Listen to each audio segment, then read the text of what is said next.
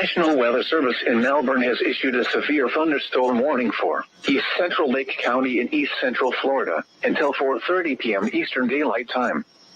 At 4:01 p.m. Eastern Daylight Time, a severe thunderstorm was located over Cassia, moving north at 20 miles per hour.